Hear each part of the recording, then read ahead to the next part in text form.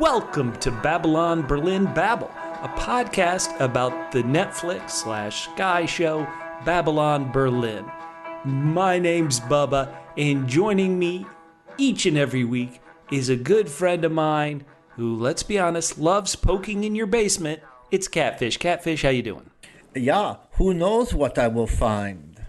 And we also are honored to be joined every week by one guy who loves to skydive and then get back in the plane. It's Double M. How you doing, Double M? I'm a bit frightened of heights at the moment. Yeah, but thanks for having me again. This week we're going to be covering the first 5 episodes of Season 2 of Babylon Berlin.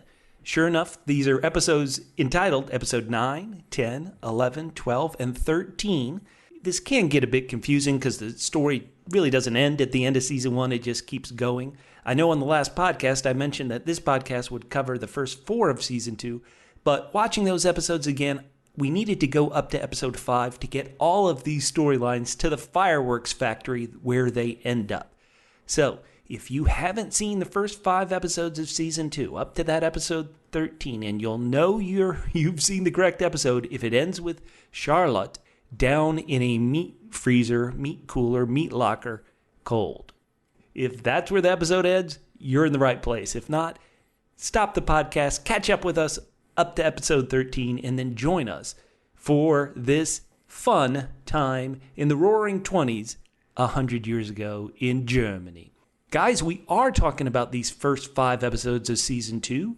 Catfish, when we went to you last time, you were relatively down on where Season 1 ended up in your ranking. What is your ranking out of 10 for these first 5 episodes of Season 2? Well, Bubba, I'm going to ask you to let me go last this time because it has improved simply because this is, as we talked about at the end of our last pod, this is not really Season 1 and Season 2. It's like Season 1A and Season 1B. So now that I have come around to the back end of what's really Season 1, things are coming together. But I want to go last. I'm calling last. No problem. So we'll go next to you, Double M. Double M, what is your ranking for these first 5 episodes of Season 2? Well, I'm going to have to give it 8.5 out of 10, what I like to call triple C's. Triple C's? Yeah, cockroach-covered carnalists. Oh. When you talk about the poor hell that Moritz goes through in this entire string of episodes. I mean, Uncle and Mommy are like getting it on. He's seeing all this stuff going on in a place where all he wants to do is catch cockroaches, and lettuce is exploding around him. What do you do with that? 8.5, that's pretty good. Yeah, this is a second watch for me, so it even makes more sense to me than it did the first time, so I'm just kind of enjoying it. Well, okay, you're at 8.5. I'll go next. I really was excited to get to the fireworks factory. At the fireworks factory, we finally reached. And so I'm going to give these first 5 episodes, I'm going to give it 9, what I like to call double V's out of 10. Oh, double V's? Right. Well, everybody knows, because we talked about it for 5 minutes before the podcast began, the double V stands for vaporized veggies. Sure enough, it was our boy Moritz, who discovered all these guns down in Wolter's basement. Wolter brings him to this desolate area, seemingly the same area where Janicke spent some time. And, oh my goodness, Moritz lives. The vegetables get vaporized. 9 out of 10. I'm really high. I think this is why I love this show so much. Spoiler alert, these final 3 of Season 2, for me at least, are going to go even higher than 9 out of 10. But 9 out of 10, I love it. It's fun to be in Germany as long as you're not one of the characters. All right, well, Bubba, I too was going to go on the triple C scale. Oh, the triple C. Oh. Yeah, cold cut Charlotte. But then I have to stick with my boy, so I'm going to go on the double B/double W scale. Oh, okay. Well, I know what that is. Continue. Yeah. Wait, what? Badass Bruno /wonderful Wolter. And I'm going to give it 8.3 on that scale. Ooh. 8.3. Well, you are I believe definitely this is higher. Why so high? Well, it is all starting to come together. There still are some things that are confusing to me, but it looks like they're going to clear that up eventually by having a whole bunch of people kill a whole bunch of other people. That'll make me a lot happier. Hey. There's some fascinating things. There's a couple things that, at least at this point in the show, don't make sense. And that is, it's really only because Wolter really is the most complex character. You think he's going to kill the boy, as he should, for snooping. He gets into a fight with Rath, and then they fight, and then they're okay. I kind of don't... It's like, I'm a little confused why these people aren't getting punished. But in general, things are kind of getting cleared up, and there's a little bit more fun to it, I would say. I know that's horrible to say, considering some of the things that happen, and I just feel so sad for Janicke's parents. Oh, man. Mm-hmm. Oh, yeah. Oh, they were really the only true innocents on this show. Even, Charlotte's younger sister is slutting around in her new nightshirt. She's not innocent either. No, poor Tony. Well, Catfish, I'm glad you're high. Listeners, you can tell from our rankings out of 10, we're relatively high. But of course, as we always say on this podcast, who cares what we think? We want to know what you think. We want you to reach out and talk to us. Join us on this train to Germany at Double PHQ on Twitter and Instagram, Facebook.com/Double PHQ. That's the word double, the single letter P, then the letters HQ for headquarters. At Double PHQ on Twitter and Instagram, Facebook.com/Double PHQ. And as I'm speaking of feedback, because we want to hear from you so bad, why don't we read some feedback that we got this week? Double M, do you want to read some of this great feedback we got from Twitter? Sure. I will start with Diamond. That's at DiamondOtis4, who says this about the whole of the series, really. I loved it. I'm on the last 3 episodes of season 3.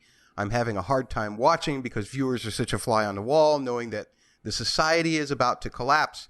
Characters you love are about to change, and not for the better. Such a great show. Thank you so much, Diamond. Catfish, do you want to read this other bit of feedback we got? Yes, an old friend of the podcast, Dooley's Left Legs, at Dooley's Left Legs, says, "Hey guys, hope you're all well and safe. We're doing as best as we can." He says, "I'm off work, so was wondering if Babylon Berlin is worth a binge. I just listened to the first 10 minutes of the podcast, and it sounds good." And in parentheses, he says, "Catfish?" Question mark. Dooley, I would say I'm in now. I mean, I know maybe it's a hard sell to tell someone. After you get past the first 6 or 7 episodes, it really picks up. It's a beautiful looking show, and if you don't care so much, if you don't stress so much about knowing what's going on, eventually it will become clear enough to you that you can enjoy it. Oh man, I completely agree, and we love true longtime Double L loyal listener at Dooley's Left Legs. Yeah, forgot about that. We got some feedback. We got some feedback from our feedback. We got some feedback from our Facebook page. A true Double L as well. Catfish, why don't you read this one? Okay, it's Narcisse Joa. I'm pretty sure I'm saying it right. I'm probably saying it wrong. It says Babylon Berlin is not available on Netflix Netherlands. Have to stream and binge watch before listening to the podcast, but don't think I can wait that long. Oh my God, Narcisse, are you watching all the things on Netflix? That's pretty much all I'm watching now is Nordic death and cop shows.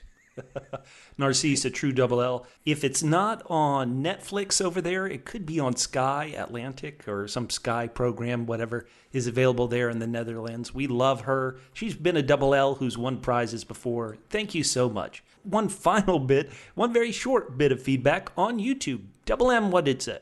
Well, that's from Tim, who says, "Cool content, bro." Oh, man. Thank you, Tim.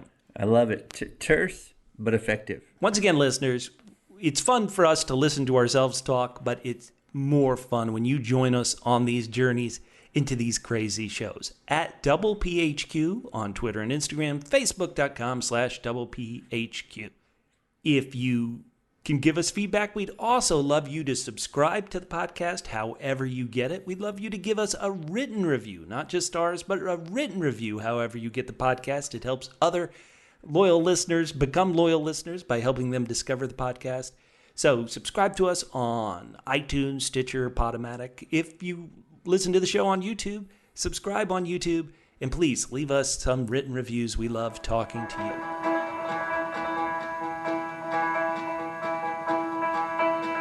Now, gentlemen, it is time for another one of our classic brand new games we've never played before. You ready? Yes, people love the brand new games because of the familiarity. So, last week on the podcast, we played Who's the Worst? Talking about the characters of Babylon Berlin to figure out which one was the absolute worst in our book. This week, we're going to do a new game entitled Ja oder Nein? Yes or no? I'm going to pitch these statements out to my panelists, Catfish and Double M, and they'll have to tell me, ja, they agree, and why they agree, oder nein, they disagree, and why they disagree. Panelists, are you guys ready to be grilled? Yeah. They've already got it down, folks. All right, our first question in the game is, Rath covered up the murder of the priest, St. Joseph. But it's fine because the priest was going to kill Rath. Ja or nein? What do you say, Double M? Oh, I say nine because there's no evidence that the priest was coming to kill him. Why would Schmidt have had him there in the first place? I would assume that the priest was merely coming to collect him again. Bring him this back is to murder Dr. Schmidt. And covering up a murder. Okay, all right. So that's a 9. Rath was not cool for covering up the murder of the priest, a.k.a. St. Joseph. Let's go to you, Catfish. Ja oder nein? Okay, let's try to get something clear. This is going to be maybe the first of like 10 things where I see clarity here. Now, the priest, this is kind of a sarcastic name. This is his gangster name, the priest, right? Let's make this clear. He's not a priest. He's a henchman for the mob dude. The Armenian, correct. Okay, all right. So since he's not really a priest and he's a thug and he's scary and does bad things, yeah, good to kill him. Covered up? 9. Whoa. Fully admit it. Yeah, I killed him. He was coming to kill me. It's an easy sell. I still don't know why Rath and Wolter, apparently they can shoot up the guy's club and there's no blowback. I mean, I would think they would say we went in as part of this. It's part of our jobs to take down this guy. So, I mean, I don't know why they're hiding it, but they don't need to hide any of it. I don't think so.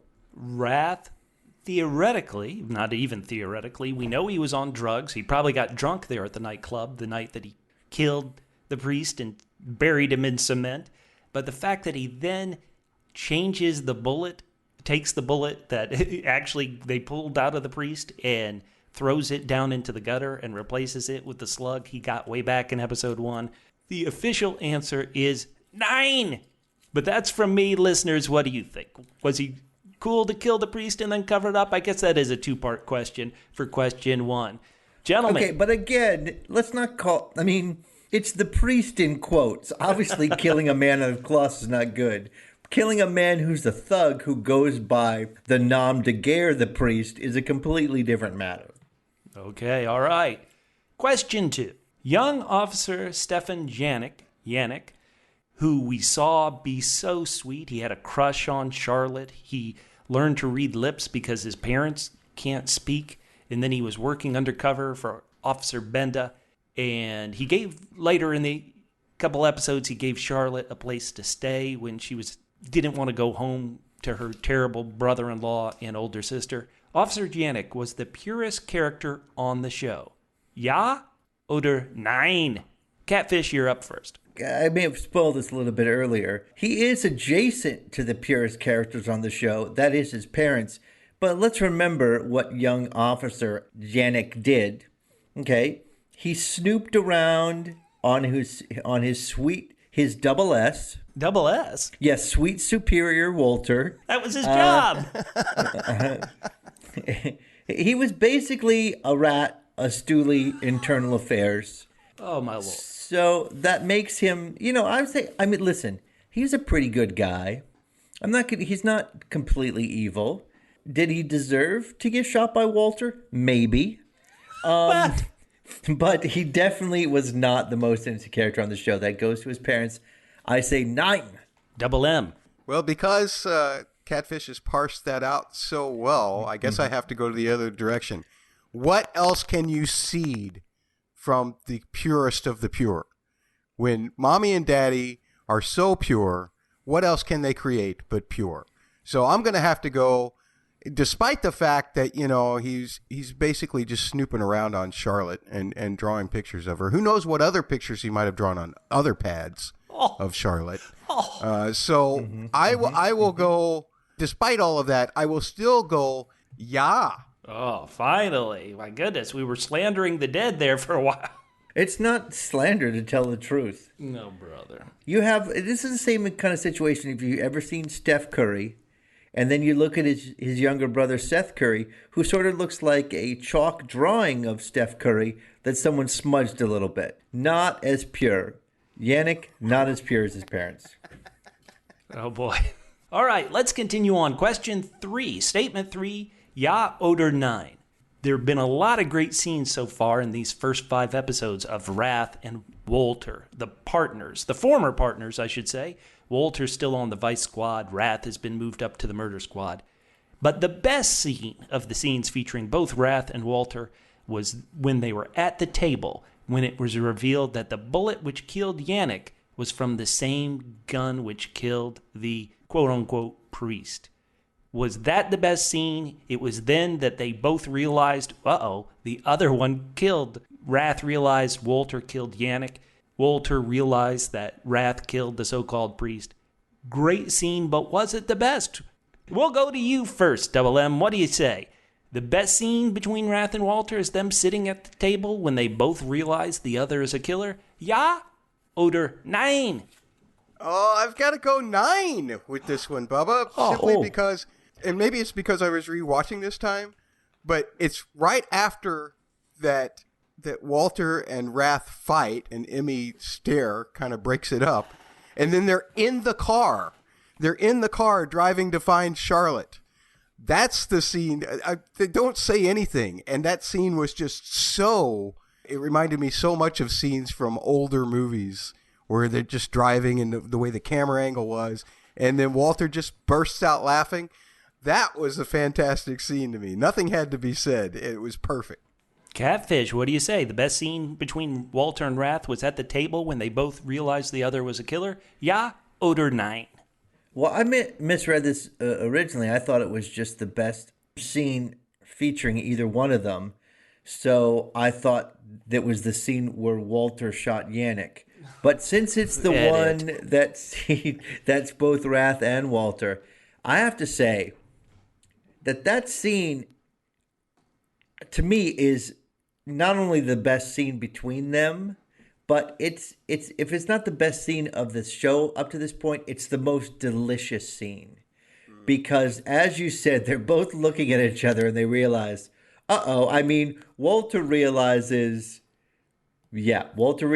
that Rath killed the quote unquote priest, but more important than that, Wolter realizes that Rath now knows that he's the one that shot Janicke, and Rath knows that Wolter shot Janicke, and also that Wolter knows that he's got something over Rath.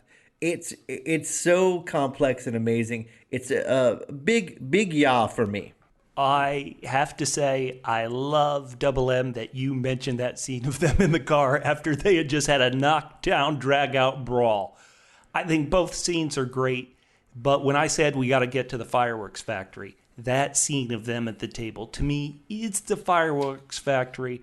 So I'm going to give a slight edge on that one to Catfish's ruling that, that was the best scene. Listeners, once again, who cares what we think? Write to us and let us know. Question 4. Charlotte coming out and then asking Wolter at a restaurant, at the table, asking him if he killed Janicke was stupid of her. Ja or Nein? Catfish? I don't really think that it was that it was stupid. She has kind of a trust with him. When he said it, I mean, I'm a little bit biased towards Wolter, and when she said it, this is before we find out 100% sure that he did it. This is before that other scene. So when he said he didn't do it, I thought, okay, maybe he didn't do it. Even though I thought for sure when he shot, I'm like, well, that's got to be my boy Wolter. I think it's reasonable for her to ask. They have another relationship that is not what I would term reality based. Just like the way Wolter has let both the kid and Rath off the hook in situations where you would think he would kill them, he's gone from sort of blackmailing Charlotte and having sex with her to like having paternalistic feelings about her. Paying for her mom's funeral. Yeah. So it's a strange, you don't usually see relationships go that way. I mean, it shows the big-heartedness of my boy Wolter. He's the most complex and admirable character in this show. So I would say 9. I don't think it was stupid at all. Double M, your take. Well, Catfish, I love the point that you brought up about it didn't seem real. And I say yeah on 2 points. First of all, you don't just come out and ask a killer if he's a killer unless you got him locked up and he's in interrogation. I don't care what kind of trust he has for him. That was a silly thing because you've tipped the hand. The second thing is that it just came out of nowhere, man. It was just to give the actor who plays Wolter this really convincing speech to throw us off of the track. I just thought the whole scene from that point on where she asked the question was a little bit overplayed.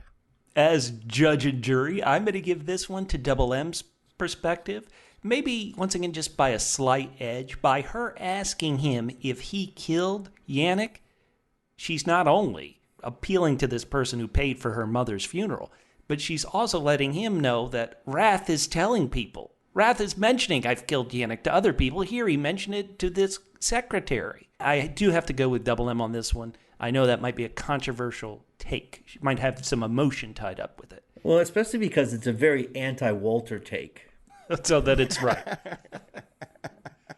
You know what? We've talked a lot about murder and anger and betrayal. Let's get to love. Rath and Charlotte have a moment where she's kind of collapsed because she's so sad about Janicke's death that Rath gets her in the office and they have what feels like a moment where they almost could have connected emotionally in a kiss. But Rath also is now living with his dead brother's widow in Helga. So the statement is Rath should end up with Helga rather than Charlotte. Ja oder nein? Catfish. For this one, I'm going to have to go with weder, which is neither. He should end up with Mrs. Elizabeth. Great. Yes. She is she's over the moon for him. And, he can be himself with her. He doesn't have to be the heroic cop or the strong man who came back from the war. He can just be his, he can let his honest sexual nature come out. Double M. Ooh, then it's going to be down just between me and you, I suppose, Bubba. But I'm going to go, yeah, simply because this is a messed up relationship that he has with Helga. Son doesn't, he calls Rath Senior, and Rath calls him Junior, but, I mean, they can't go back to where Daddy is. This can never be a happy ending as far as the Rath side of the family goes. So it just feels like that Charlotte would be a better alternative. Oh, okay. I have to be honest, I wrote this statement in question, but in the end, I'm going to go with Catfish's version. He sold me on the Miss Elizabeth love connection. Let's go to question 6, where we're going to get back into some moral debates, some moral arguments, some ethical arguments. And question 6 is political police chief Benda. He has done the work. His team, Rath, have done the work. They've traced the guns that killed all those Trotsky communists back to these 2 thugs who work at the Russian embassy for Stalin. He goes to the embassy. He tells the guy, listen, I will reveal why these guys are in prison, and there will be an international incident unless you give me the goods on these Germans, the Reichswehr, who are trying to overthrow the Republic. Right, and tit for tat, he says, I need 15 names for the 15 bodies. Exactly right. And then when he gets those names, he is releasing these two thugs who did murder 15 people. So was that the right move? Yeah or nein? You're up first, Double M. I think that the greatest threat to any country is the threat from within. So I feel like I have to say yeah to Chief Binda's decision, because the Russian ambassador is he's actually appalled by Binda's move, which tends to make me feel that perhaps Binda made the right move if the Russian ambassador is questioning him. Catfish. Double M's got it completely right here. I mean, first of all, problem solved, right? I mean, he had some Russian troublemakerness in his country, and now he's got 15 less. And all he really cares about are people causing trouble for the German Republic. Definitely the right move all the way. Completely agree. Ja, and uns again, ja. Those are a lot of yas, listeners. At Double PHQ on Twitter and Instagram, Facebook.com/Double PHQ. Okay, here we go. Our final 3 questions for all the Deutschmarks. Question 8. When watching the scene where Moritz had discovered the rifles, the illegal guns in Wolter's basement, and then Wolter takes Moritz over to the abandoned factory, and he has Moritz, go put this cabbage, this lettuce, 70 steps away. And now you're suddenly seeing Wolter looking through the sniper rifle and seeing him point the gun at Moritz. You thought Wolter was going to kill the boy. Yeah or nein? Let's go to the Wolter lover first. Catfish, what do you say? So I just want to double check. So this is a scene where Wolter shows better parenting skills to Moritz than Rath has, right? What? What do you mean? First of all, yeah, for sure. I thought he was going to murder him. It still doesn't, this doesn't make sense to me that he hasn't taken down Moritz or Rath, that it's just sort of a kind of a live and let live when this is a kind of a serious situation that could be blown up. I mean, it seems like it could be blown up easily, but for sure, he put him in danger. And again, I don't know if you guys fully agree with this or want to admit to it, but Wolter would have been completely justified in killing him, correct? Oh, my. 999 to that. 999. All right. Well, I mean, once again, you guys are all in favor of snitches and snoops. That's all you're like pro snitch and pro snoop. Double M, what do you say? Yeah. What'd you think watching this scene, Double M? The first time I watched this, absolutely. Yeah. Definitely a big capital, all capitals, yeah. I was just about to throw my soda at my screen when I was watching this the first time, because I really hated Wolter. And then when Wolter didn't, I was like, wow, what a complex character. Guy. Yeah, what a good guy, you thought to yourself. Oh, well, I thought to myself, what a complex character, like you stated earlier, Catfish. Yeah. You know, I almost threw my soda at the screen, too, after he didn't shoot him. Listeners, understand we're doing this for your entertainment. Svetlana claims that this gold is her family's. Should she end up with the gold? Ja oder nein? Catfish, what do you think? I say 9. 9. She doesn't deserve it. She doesn't deserve to have a family. She's caused so much death and destruction. No. Double M, 9. how do you feel? It was a terribly evil regime that took her gold away. It was a terribly evil regime that kept her gold away. She's got issues for that, man. She gets the gold. So, yeah. Excellent. She's sexy. I'm giving her the damn gold. Yeah. All right, there we go. It's good rational reasoning. That is.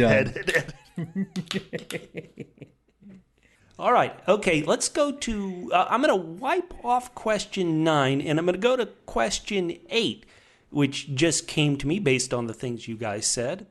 Wolter, as we've seen so far, he is a crooked cop. He took money from a place he raided on the Vice Squad. He has murdered Janicke, but let's get to that. he didn't kill this little boy who discovered all these illegal arms that he's going to be giving to the Reichswehr. He could have easily just killed Rath when Rath came in and snuck Helga and Moritz out of his house after he realized that Wolter was a killer. But Wolter didn't. So question 9 is, if he hadn't known that Janicke was spying on him, would he have let Janicke live? Like, is Wolter really a killer, or did he only do it because it was the only way that this Reichswehr plot to overthrow the Republic could happen? So that's a new question off the board. I apologize. Let's go to you, Double M. What do you say? Is Wolter really evil, or is he only a murderer because he wants to support the Reichswehr plan and plot? Well, I'm going to have to go with the German phrase here, bestimmt werden, which means to be determined. I don't think the jury's out completely on Wolter yet, but what a complex character. I love his character. Catfish, what do you got? Ja or nein? You know, just to be straight up for a second, I'm gonna have to say nein, because I'm less puzzled by him shooting Janicke than not killing Rath and Moritz. You know, he has his beliefs of what he thinks is best for the country, and I think he's willing to do, you know, whatever it takes. If that includes sleeping with Charlotte, so be it. He'll do what he needs to do for his country. Terrible. Catfish, one thing that I think that you have to consider from Walter's position is he is, as we learn, as he's laying out the plans for these 15 people who've been imprisoned, he is protecting what he believes is the national interest. Absolutely. Absolutely. Whereas, and Janicke was the true threat to that. Whereas anything that Rath is doing or that Moritz is really doing is not. Moritz is just gun happy, right? And so he had the presence of mind to see that and feed that so that Moritz wouldn't talk about it anymore. I mean, he's not going to go home and tell Mommy Helga, hey, Wolter let me shoot guns. So it's over. Well, I mean, my question, though, is how close they are to the plan. They're close enough to the plan so that he's not really worried about those guys being in prison in their German club fed there. But I think he would still be worried a little bit about Rath, even though they both have something over each other. Maybe that's why he's not that worried about Rath. You know, like you said, he's a complex guy and a better father figure than Rath. Edit. All right. Let's get to question 10, and this revolves around the fireworks factory and the Greta storyline. Why we had to go to the first 5 episodes of season 2 rather than just the first 4. Greta, she's been in this relationship with Fritz. Fritz supports the communists from what we've seen. He's marching with them. He's supporting them. And he also seems to kind of, you work for Chief Benda? Let me weasel my way and get information that way. Episode 5 has a climax in the Greta story, a firework in the Greta story. She sees Fritz shot. It's got a couple different climaxes. She sees Fritz shot in the back. This is a question inspired by you, Catfish. So here it is, our final question. Greta is responsible for her beau Fritz's death. Ja oder nein? Well, I'll jump in here first since I was the one who... It's definite ja. I mean, you see cops coming down the street, and then she's like, Fritz, my lover, the communist Fritz.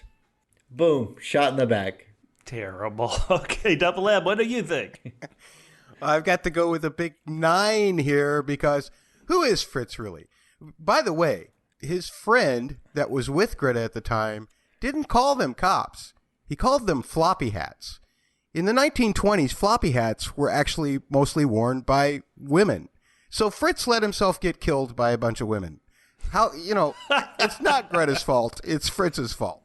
Listeners, we've gone through it. I don't know how Fritz got blamed for being... It's his fault for being shot in the back. He should have seen it coming. He should have seen it coming, for sure. Okay. You don't mouth off to a bunch of women, man. You just don't do that. And that's exactly what he did to those guys. All right, listeners. Boy, if you've watched ahead on season 2, I'm sure you're especially chortling or throwing your podcast player across the room when you hear this. One of the two. Let us know at PHQ on Twitter and Instagram, facebook.com/PHQ. I always mention the various storylines. One of the storylines that gets wrapped up in these first 5 is that Rath investigating the Trotsky supporters. I want to point out that at the beginning of this story, when they've discovered these 15 dead in the woods, the homicide chief there at the Berlin police station is this character nicknamed Buddha Ganat is his real name. And he was a real-life person. Catfish way back in our first podcast when you said, oh, Charlotte is looking through all these photos, trying to see if there are patterns, and you were like, oh boy, this seems really advanced. That's one of the things they say about this Buddha Ganat, is that he was very advanced, and so he's a real-life character here interacting on the show. But of course, it does seem like the storyline wraps up with Benda allowing those Soviets to walk for the murder if he got those names of the Black Reichswehr. And of course, that's another storyline. Rath is working for Benda to bust the Reichswehr. That gets us to a storyline we really haven't talked about at all. Rath and Graf, boy, that's a great pair, huh? Rath and Graf fly to Russia, get on a plane for the first time, and discover a real-life secret German air base in Russia. Is this crazy or what? The Treaty of Versailles, of course, wasn't going to let Germany have a air force after the Red Baron and all the stuff of World War I. So sure enough, Russia and Germany came to a secret agreement. The Russians wanted the German know-how about how to build engines, and the Germans, of course, wanted a place where they could build an air force. And so in Russia, there was a illegal German Air Force base. This is crazy. Rath and Graf get the photos of it. They come back, they gave it to the true head of the police department, which is, of course, Zorjabel. And Benda is pushing for, we got to arrest these guys. He goes to Foreign Minister Stresemann, who is also a real-life person. And Streisman's like, big deal. Okay, the Reichswehr is trying to throw down the Republic. There have already been 12 attempts on my life. Big whoop. But they show the photos to a judge. They talk about the poison gas trains. The judge allows it. They arrest General Seegers and those 15 military leaders. But then Catfish, how did you call this prison again? Club Fed. Club Fed. Oh, they're living it up. And so they're in the prison. Wolter can visit them. They look like they're having a great picnic. And they lay out infamous Operation Prangertag about how they are going to kill that foreign minister Stresemann and a French foreign minister.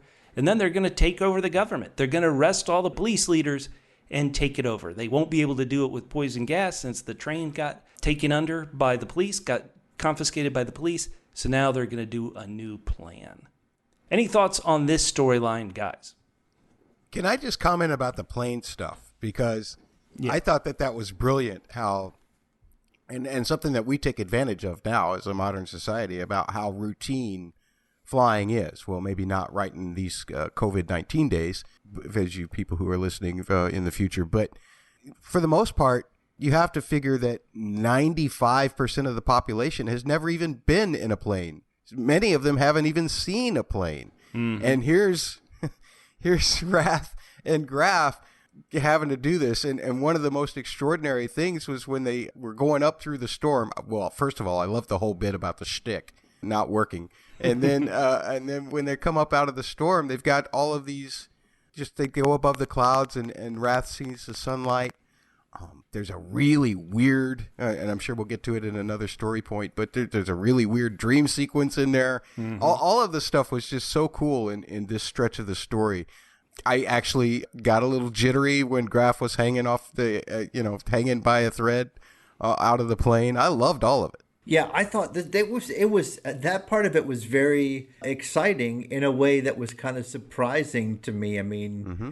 Just it was a very tense for just people kind of taking a flight, and all the Mission Impossibles and all the kind of stunts that we've seen over the years.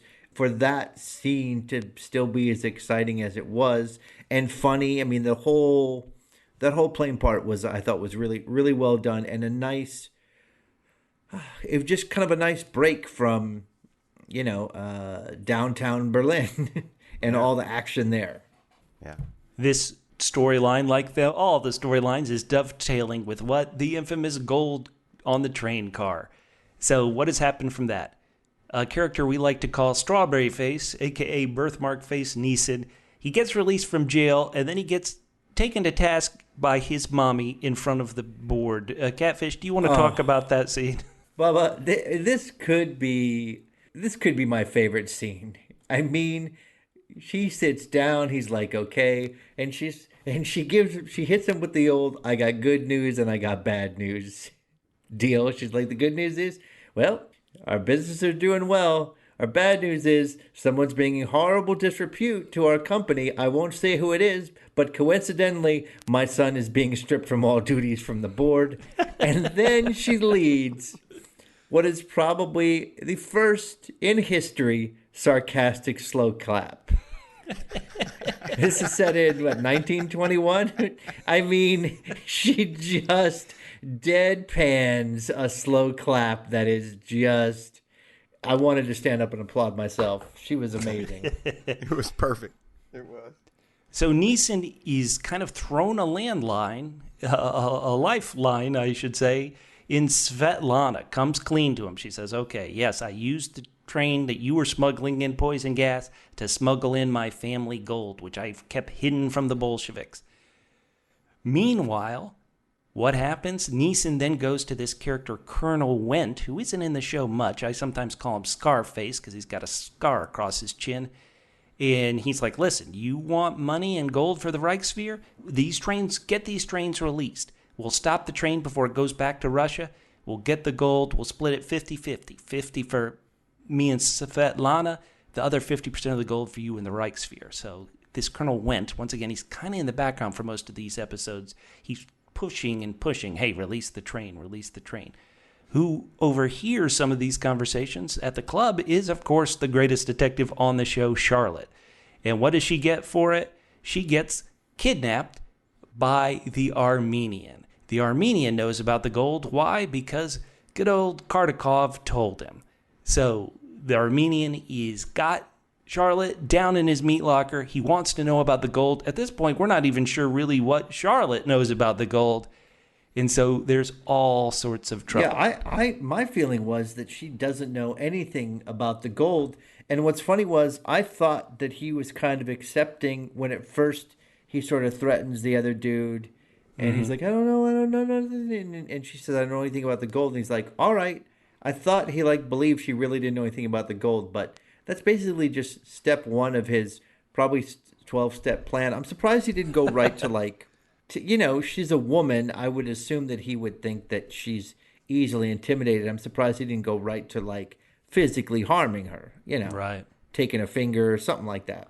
The one positive for our heroes in this is that the true hero of the series, Miss Elizabeth, has found the infamous train manifest that probably in the second or third episode of the season, the Trotsky train conductor accidentally kicked over the bed there in the room Rath was renting. She finds it and she tosses it out to Rath as he and the journalist Kettelbach go to interview an informant for more information against the Reichswehr. That was another strange moment. I don't know if we're going to talk about it later. The Rath essentially saying, "Oh, you're gonna destroy this whole fake story about who shot the cop. That's cool with me. I'm cool with that." Rath is a slippery character on the how good or how bad he'll be. That's the way I read it. Does anybody want to talk at all about Rath and Helga? And that Helga has come up from Cologne, brought her son Moritz, and why does she feel comfortable with their relationship out in the open? Because her husband, Rath's older brother Anno, has officially been declared dead. There's nothing holding them back. And Moritz, of course, gets real upset seeing his mom do what I like to call the Berlin bump with his uncle. But kids, what can you do? Rath on the plane has this dream of his father's cruel words where he hears his father telling his dying mother that the wrong son returned from the war. He also, in this dream, the way it's presented is that he and Helga were a couple, but then she left him because she fell in love with his older brother Anno and then became pregnant with his child. Anybody want to talk about this dream, Double M? Well, I still have the question, and it was one that I had brought up earlier, but I don't know if I have a definitive answer to. And maybe Catfish can help me, or maybe you can, Bubba. But the way that Moritz and Rath act to each other, and obviously Moritz doesn't see Rath as his father, but then this whole dream sequence disturbed me. It was like they were, I mean, is it all a metaphor? Is it just that the fact that she was pregnant with Anno's child, his brother, or was it his anyway and she was leaving him because she had fallen in love with Anno? I was never quite clear on what the answer to this is. Is Moritz, whose son is Moritz? That's my question. What do you think, Catfish? I think Moritz is his brother's son. I think Moritz is his nephew. That's the way I would read it, but the fact that the dream sets up that Rath and Helga were in a relationship before she ended up marrying the older brother, I guess I could see your thought, Matt. That would be a great twist. But it makes you if you're going to believe that, then you think she was in love with Rath, and then she fell in love with Rath's brother, and then she married Rath's brother, and then for some reason fell out of love with him and fell in love with Rath again and was fooling around with Rath on Rath's brother. It seems unlikely to me. I mean, I feel like Rath had a lot of guilt. Mm-hmm. I mean, obviously he's got a lot of guilt regarding his brother. I mean, he left him to die, essentially. Yeah. Wolter wouldn't have done that. But, and guilt about his feelings the whole time over her. So. Yeah, I was going to say, Catfish, do you think that he left Anna? Is part of his motivation of leaving Anno behind is Helga? Oh, no, man. That was dark. I mean, you could joke all you want, but I mean, it was the kind of thing where, the very famous thing where people leave wounded people alive to try and draw out other people they can kill. I mean, it was a death trap for him to go and get him. So even though I joked and said that Wolter would have saved him, nobody was going to save Rath's brother and coming back alive. Mm. Okay. Listeners, write us, let us know what you think. We haven't talked about another great thing Wolter did. The killer, Wolter, he signed Charlotte's letter of recommendation for her to be a cop. Do you want to sing his praises again, Catfish? I mean, once again, he goes from... I mean, Wolter, he's easy to please. You just do him right once or twice, and then you've got him on the hook. And also, paternalistically, he's upset/concerned with her that she's still working the other job when she's now in with the cops. Now, and then she doesn't tell him why, but later on he does, again, handle, her mother's burial. So presumably her mother doesn't get chopped up and studied. Or maybe, I mean... Yeah, that's what the brother-in-law was pitching. Right, well, yeah, exactly. And I mean, I'm surprised they left her there that long. I mean, after a little while, you're like, we got to get Ma out of here. Have you seen that apartment? It may have been the same smell. She's just laying on the bed forever. Oh, boy. Now, a couple more story points I want to talk about. One thing at the end of Season 1, which admittedly was really just Season 1A, is that, Catfish, you had such trouble with the fact that the Armenian had captured Detective Rath. Rath was in the clutches of evil Dr. Schmidt and the so-called priest. In this episode, we see the Armenian show up at the Red Castle, the police station, and he tells Rath to get a radio and listen to a broadcast. And the broadcast is what?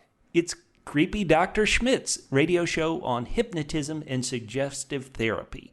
Anything clear, Catfish, about why these mobsters and his insane, hypnotist, psychologist, Dr. Schmidt, haven't killed Rath yet? No, but it's clear now this is all some sort of, well, I kind of find, up to this point, I find that storyline ridiculous.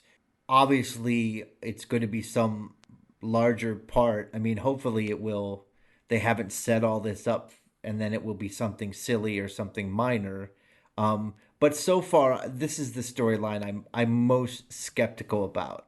As far as like they haven't sold to me why, with everything else going on, why they had to include this kind of silliness. Perfectly understood. The final storyline we've touched on briefly, we'll touch on it briefly again. In Catfish, you called Greta's beau, her man, R.I.P. Fritz, you called him a swain. Do you want to go into that and how you see this relationship which ended up in tragedy? They're both getting what they want. I'm surprised we didn't see a little bit more of that before he died, because we do see him like going in and then he's sort of nodding to a friend of his. Mm-hmm. So when he went in and decided, the best place to do this is on your boss's desk, I thought we were going to see somebody else kind of creeping in to get some more information, and we didn't. So it's kind of interesting that Fritz died already before that got developed a little bit more. I mean, I thought that was going to become a little bit more important. You know what I mean? Yes, I do. No, I think that's a great point. Double M, anything you want to say about this bloody Mayday riot cover-up story and/or Greta and Fritz? Greta working for the Benda family. Anything you want to say, Double M, or are you going to stay silent? I'm going to stay silent on this one because, reasons. Reasons. See, this is why I want you to know now, I wanted to do this podcast as soon as possible, because now, unlike last time, when I was like, I just want to hang out with you guys, so I'm going to keep suffering through this series, I do want to watch the rest of it, but I think it's good to have at least one of us know, like, not further than what we're talking about. Yeah. Not further down in the episodes than what we're talking about. I vote yeah as well. So I'm excited. Yeah. Listeners, if you have only watched as much as we've watched, we want to hear where you think the story might go. And I know it might be very difficult to not immediately watch the next episode and shoot off a tweet or an Instagram or a Facebook post. But if you are right here at Season 2, Episode 5, please write us once again and let us know where you think all these storylines are going. The one spoiler alert we all know is that Nazis are going to be in charge of this country in about 4 years of the show's time.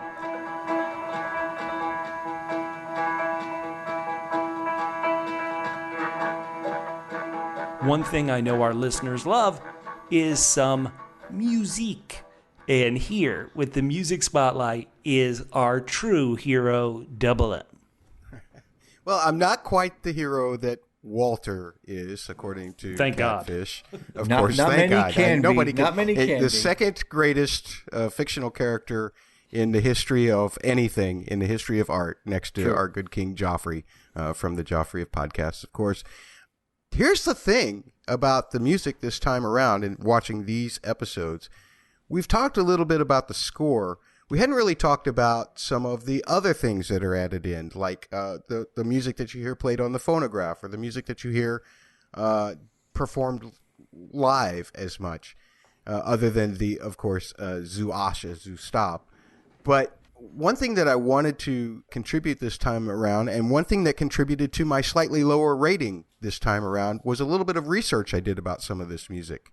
First of all, Catfish will now be able to understand why everything in the first season that he called Brechtian seemed that way. This is all boiling up to this Prangertag, which is going to happen at the Three-Penny Opera. Oh, yes. And a lot of foreshadowing has happened with the playing of Mac the Knife. You hear it in the episode when Tony is looking across the way before discovering that her mother has died. The neighbor across the street is playing it on a phonograph. And then we hear it played again on the barrel organ by a street performer, we presume somewhere near the communist meeting hall. If you're not familiar with the tune Mac the Knife, it was originally part of the Three-Penny Opera. It was reinterpreted in 1954 to be titled Mac the Knife. The Bobby Darin version, I think, is the version that most people know. Yes. The problem that I have with this is that if you listen to those two cuts back to back, and I just discovered this the other night, but they are the exact same recording. So you have to ask yourself, okay, does did what's his name across the way, did he have a record made, or did he buy a record of this same barrel organ guy? Or is the barrel organ guy actually just playing a phonograph and cranking it manually by hand? Because, he's in the street, and we don't have a lot of electricity in the streets in these days. Double M, this is the most expensive non-English show ever. They're doing flights over Russia. Let them use the same track. Come on. Oh, come on. This is way too cheap. You're spending what, $45 million? You're spending the most money you've ever spent on a non-English speaking series, and you're too cheap to pay for two different cuts of Mac the Knife? I mean, come on. That's what we call a Matt's tomato, where I'm picking about something that doesn't matter at all. But that was one of the things that bothered me. The second thing was that crazy dream sequence opening that we had at the opening of episode 2 of this season, or episode 10 of the season. Mm-hmm. It was great. Mir ist so nach dir, which literally translates to "I feel like you." In Germany, it's known more like "I'm in the mood for you." But unfortunately, you would think, oh, that's great. That's a authentic kind of piece, except for the fact that for her to dream this, she would have had to time travel. It was performed by Paul Goodwin and his Jazz Symphony Orchestra, and it was sung by Leo Monoson, but it was actually not recorded on gramophone records until 1930. And we're still in, May to June of 1929. There's another instance of that exact same kind of thing. In the 4th episode of this season, which would be episode, 12, Emmy, when she's smoking at the window and Rath's waiting to try and get in to go through Walter's desk, boy, this is going to be hard for me to say. Jede Frau hat irgendeine Sehnsucht is the song, and it's sung by Fritzi Massari. Try and say that 10 times that fast. It's translated as "a woman has a longing" in English, and it makes sense. It fits with Emmy's whole thing there. She's having a cigarette, she's drinking, she's telling Rath when she discovers him, don't tell Wolter about this, don't tell my hubby about this, don't tell Bruno. However, that song was not recorded until 1932. And so again, we're having a time travel here. A woman who knows what she wants was what it was, the translation. Eine Frau, die Weib, was sie will, is kind of the operetta that it was based on. And, I'm going to make you say that 5 times fast. Eine Frau, die Weib, was sie will. I'm kidding. Eine Frau, okay. And it was all based on a comedy from 1923, a French comedy. So it's plausible that the song could be performed somewhere, but there was no actual recording of it until September of 1932. The thing that I found that was really fun was in the 2nd episode of the season also, and it was a tune called Bittersweet. It was the one that was performed at the Mocha FT by Brian Ferry. That's one of the pieces that Ferry gave to them to use when he was making his jazz record for Now, Brian Ferry, did he record that in 1923? Come on, Brian. Actually, Brian recorded it originally recorded it with Roxy Music in 1974. Oh, wow. That sounds like that's a lot later than 32. Yeah, but the funny thing is the arrangement is totally different, but you can definitely recognize it. If you go and look up Roxy Music Bittersweet on YouTube, you will hear that exact same piece being performed. It's just not spread out over a jazz orchestra. And I really enjoyed that performance. I thought that was really cool. I love the way that the piece itself, if you listen to it by itself, actually does have these kind of subtle moments in it, which was perfect backdrop for Charlotte when she was overhearing the Russian ambassador and Zorgabel talking at the cafe when she was doing her excellent detective work. I really enjoyed that piece. But that was the only one that was created with this television show in mind. The rest of it was just like, 1930, 1932. It's close enough. And that's all I got. Zuase Stab made a reappearance. I'm not sure if it was the exact same performance or even the same footage, maybe shot from different camera angles, or maybe the actress did another take. But that's always a great piece, too. Thank you, Double M. Catfish, what did you learn? That some of these things are really hard to pronounce, and that if a piece is from 40 years later, it gets slack, but if it's 3 years later, no slack. No slack. 9 slack. 9. Guys, we're going to end this podcast with some of our classic games as well as some of our classic games we've never played before because they're brand new. And this first game we're going to play is Good German, Bad German. We're going to name a character, and the panelists will have to take opposing sides on why this character is a good German or why this character is a bad German. And so we're going to talk about some of the characters we haven't maybe gone too deep into. So let's start off with you first, Catfish. The character we're going to talk about, I'm not sure if he has a name. He's the pharmacist, the guy who keeps giving Rath his PTSD drugs, even though they now may be drugs from the Armenian and evil Dr. Schmidt. Is the pharmacist good German or bad German? Well, I mean, I suppose it depends on your definition of good German. I mean, later on, there were some people who just kind of went along with things and didn't rock the boat, and then who thought they were being good Germans, but it turned out they contributed to the problem. So he's a good German in that he's just going along with things. He's a bad German in that he's contributing to the problem. What do you say, Double M? Good or bad German? Well, am I supposed to oppose Catfish? Is that what I'm supposed to do? Yes, if that's possible. So I have to take a definitive side both ways. Huh? Yes. Well, he's definitely a good German because he's a victim here. He's being manipulated by this Dr. Schmidt and God rest his soul, the poor priest who was shot by Rath. The poor priest. He's merely he's a fantastic German. On the other hand, he's a terrible German. He's looking at porno pictures. He's looking at disassembled parts. I mean, there's nothing good about this guy at all. Oh, my goodness. Okay. I thought I broke the game, but you did it right. All right, let's go to our next character. Catfish, you're going to be up first again. It's God. the guy you call the Swain. Fritz, Greta's boyfriend, R.I.P. Fritz. Good German or bad German? I'm going to say he's a good German. Why? Because he's a dead German. Catfish, you're part German. Oh, my God. That's why I can make that joke. Oh, my gosh. Oh, boy. We are getting 0 downloads in the Deutschland. All right. You get to take the other side there, Matt. What do you think about R.I.P. Fritz? All right. Well, everybody knows that you're either a very conservative people like the Reichswehr or you're very liberal like Binda, and there's just no place in between for the communists. So he's a bad German. Oh, okay. All right. Boy, we're getting strange twists. Now, here's a character. The one time we've talked about her, Catfish, you sang her praises. It's Strawberry-Faced Neeson's mother. Good German, bad German. The best German.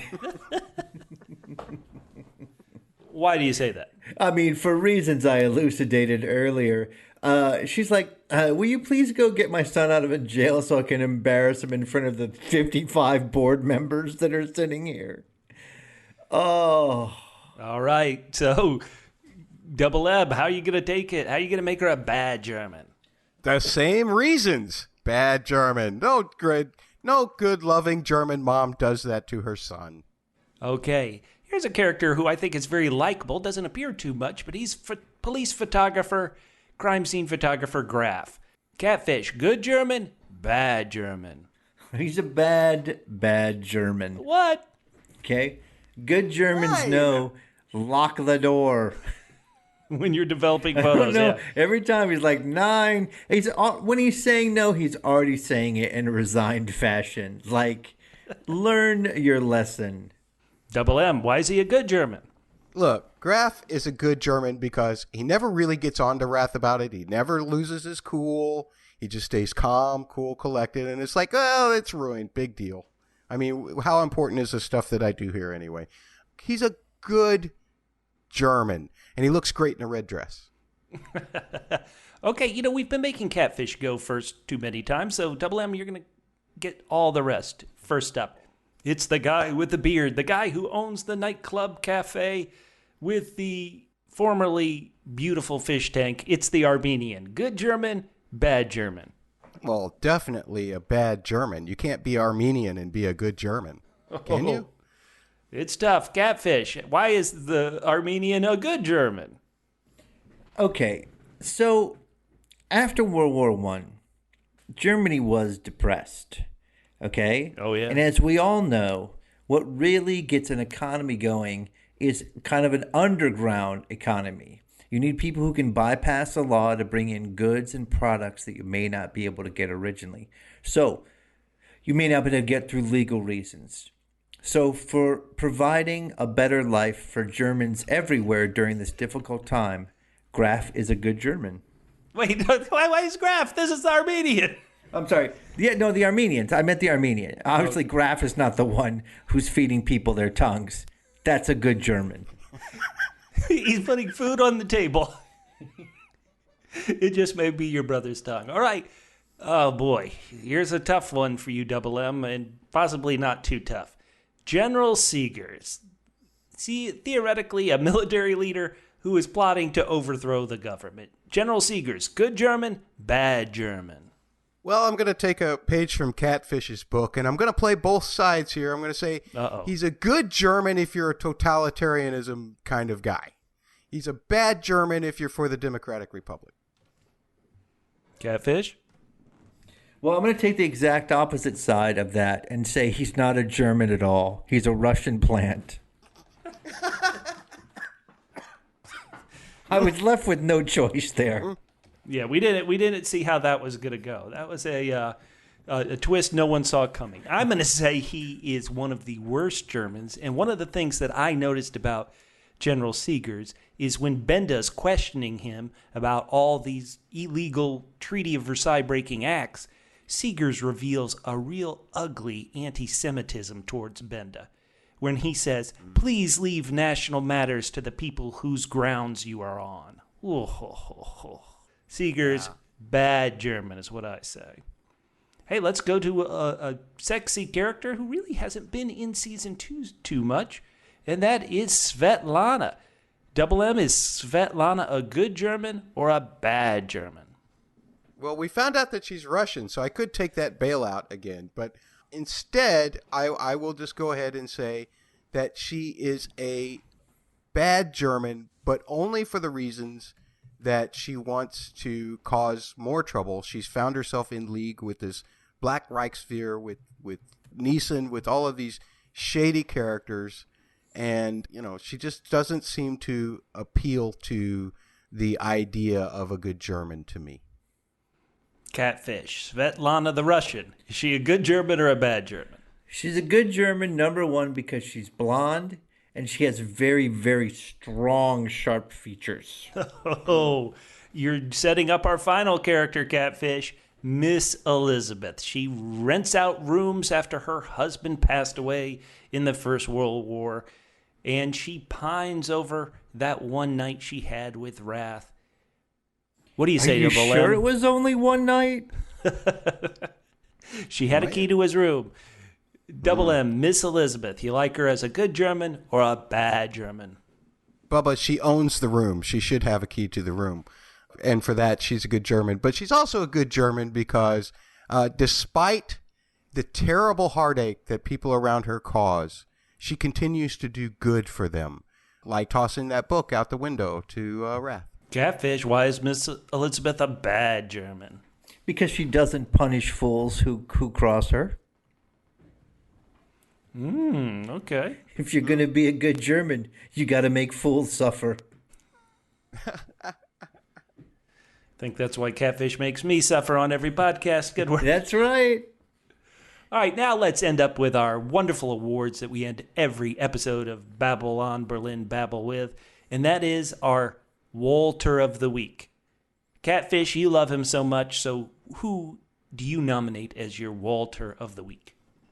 Oh, this is a tough one because it covers 5 weeks. And so it's got to be someone who showed compassion, bravery, strength, and strong sex appeal.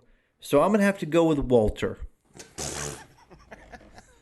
I should have seen it. I really should have seen that coming. You didn't see it coming? Oh, come on.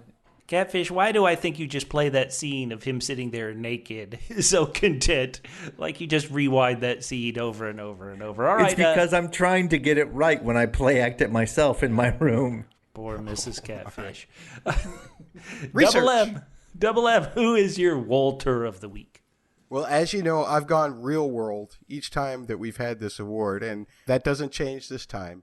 This time I'm going with the Major League Baseball Commissioner, Rob Manfred, because just like Wolter is realizing that it's not necessary to blow kids' heads off for sticking their noses where they don't belong, Manfred realizes that baseball doesn't need to blow young people's heads off with the whole tradition thing, and that they might need to change in order to attract a younger audience by suggesting those 7-inning games. Unfortunately, it took a pandemic for him to come to that realization, but he did. Oh, man, that's a good Wolter for sure. All right, my Wolter of the week is a special woman who doesn't play by the rules, just like Wolter doesn't play by the rules. Here we are, we're suffering with coronavirus, and this woman went into a grocery store and purposely coughed on a bunch of food, causing the supermarket to throw out $35,000 worth of food because she had gone around coughing on it on purpose. She's up in Pennsylvania. Oh, but she's down at the bottom. A true Wolter in every sense of the word. She's my Wolter of the week. Yeah. So, if you're going to go down that road, so many options. I know, that's true. That is true, sadly. Hey, let's end on a happy note. The sweet shyster of the week. This is when you see a lovely lady like Charlotta switching into her leather gear at the Armenians' basement sex club, and you see her and you go, sweet shyster. So do you have a nominee this week, Double M? Whoa, there are so many choices that I could go with, but I'm going to settle on a less obvious choice, and that is Walter's wife, Emmy. Oh. She's a smoker. She's a boozer. Oh, yeah. And Wolter can't even, he obviously has no power in her presence. He can't even bring himself to kill Rath when she steps into the room. Yeah, I know. She puts him in his place. Bruno Wolter has met his match when the wife's around. Catfish, do you have a nominee for this week?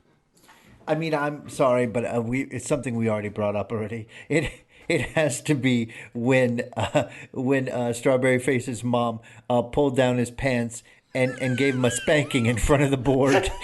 I watched that scene and I said, sweet scheisse.